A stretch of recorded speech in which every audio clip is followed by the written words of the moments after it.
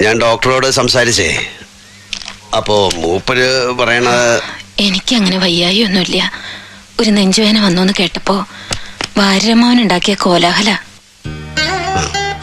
മരിച്ചു പോയവരെ സ്വപ്നം കണ്ട അത് നല്ലതാണോ മോശാണോ? എന്താ അങ്ങനെ ചോദിക്കാൻ?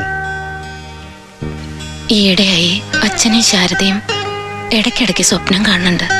നല്ലതല്ലേ, സ്വപ്നത്തിലെങ്കിലും അവരെയൊക്കെ കാണാൻ കഴിയാന്ന് വെച്ചാ. അതെ. എന്താ അവന്റെ വർത്തമാനം? എത്ര ദിവസമായി കുട്ടി ഇങ്ങോട്ടൊന്ന് വന്നിട്ട്? ഒന്ന് അന്വേഷിക്കോ? ഓ, അന്വേഷിക്കാലോ. എത്രയും വേഗം വരാൻ പറയുകയും ചെയ്യാം.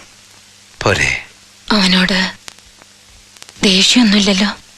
എന്തിനാ ഇപ്പൊ ദേഷ്യം? തനിക്കിഷ്ടമുള്ള വഴിക്ക് മക്കള് നടന്നു കാണാൻ രക്ഷിതാക്കൾ ആഗ്രഹിക്കും. അത് സാധിക്കണമെന്നില്ല. എനിക്കൊട്ടും പാടില്ല അത്തരം ആഗ്രഹങ്ങൾ. അമ്മയുടെ ആഗ്രഹം പോലൊരു മകനാകാൻ അവരുടെ മരണം വരെ കഴിയാത്തവനാണ് ഞാൻ. അയാള് പഴയ നീലകണ്ഠന്റെ അത്ര വഷളനൊന്നും അല്ലടോ. പഠിത്തം ഡിഗ്രി കൊണ്ട് നിർത്തി പണി ഏതെന്ന് നോക്കാതെ പണം ഉണ്ടാക്കാൻ ഇറങ്ങി തിരിച്ചു. അതെനിക്ക് ഇത്തിരി പ്രയാസം ഉണ്ടാക്കി എന്നുള്ള സത്യ. അത്രേ ഉള്ളൂ.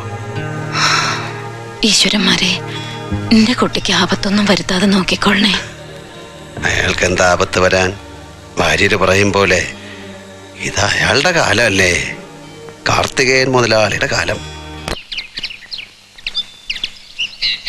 ഹലോ അബ്ദുള്ള. മോനെ, ഞാനിപ്പോ കാർത്തികേയൻ മുതലാളിയുടെ വീട്ടിൽ നിന്ന് തന്നെയാ വിളിക്കുന്നത്. ഇതുവരെ ഇവിടെ എത്തിയിട്ടില്ല. നീ മദ്രാസ് ഓഫീസിൽ വിളിച്ച് മെസ്സേജ് കൊടുക്ക്.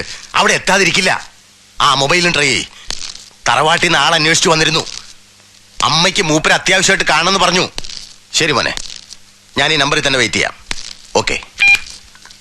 പുറത്തൊരാളിരിക്കുന്നു. സാറിനെ തിരക്കി വന്നതാ. ആരാ? അറിയത്തില്ല, പ്രായമുള്ളൊരാളാ. വെയിറ്റ് ചെയ്യാൻ പറഞ്ഞു. അകത്തെ ചുമലിലെ ഫോട്ടോയിലുള്ള ആളാണോ എന്ന്. എന്റെ മാതാവേ,